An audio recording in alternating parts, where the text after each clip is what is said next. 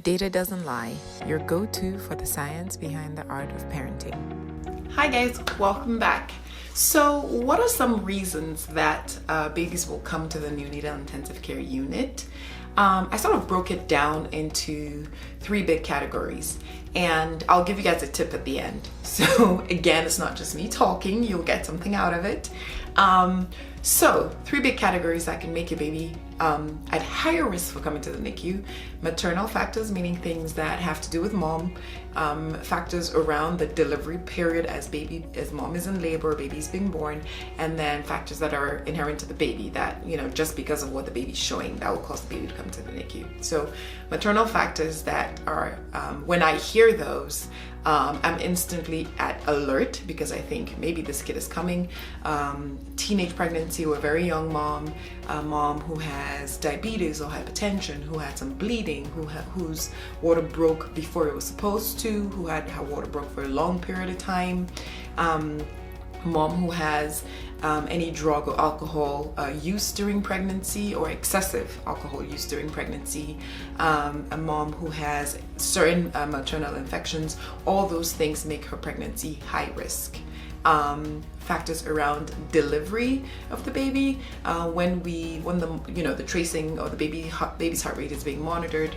It's sort of a reflection of the baby's organ system. If there is issues with the baby's organ system due to a lack of oxygen during labor, if the baby passes stool in the water, in the amniotic fluid around the baby during that time, if there's any, if it's cesarean section actually is also a risk factor, if the baby had a forceps delivery, meaning instruments were used to help bring the baby out from the vaginal canal or during a cesarean section.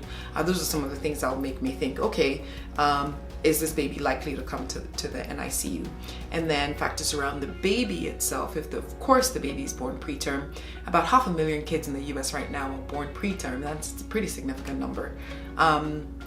So if the baby's born preterm before 37 weeks, if the baby is born small for their weight, if the baby is born has seizures or any birth defects or low blood sugar or infections or any known heart conditions, things like that will make the baby more likely to come to the NICU. So those are just some things I'm throwing out there that make it likely for the baby to come to the NICU. But all kiddos who are at risk, or if we hear any of these things, typically get an assessment either from, and in my next video I'm going to talk about what your team will look like, but we'll typically get an assessment from someone. It will be the pediatrician or your OB on the mom's side, or the neonatologist or nurse practitioner. Someone will assess the kiddo and make a determination if the baby needs to come to the NICU. Now here's your tip. If you do have a high risk of any of the things I've mentioned or more, that your OB says that you're at higher risk during this pregnancy, actually ask for a NICU consult, meaning a neonatologist or a neonatal nurse practitioner can come and talk to you, and they can set up a visit where you get to talk to one of us before the baby is born, such that we talk about the things that are particular to your pregnancy and to your baby and what that could potentially look like. I find that I do better with more information, so hence these videos. But if you have a NICU consult, that could potentially put you at ease. So your tip for today, ask for a NICU consult. Most of my colleagues, and I know quite a few of them, would be happy to do it, so don't hesitate.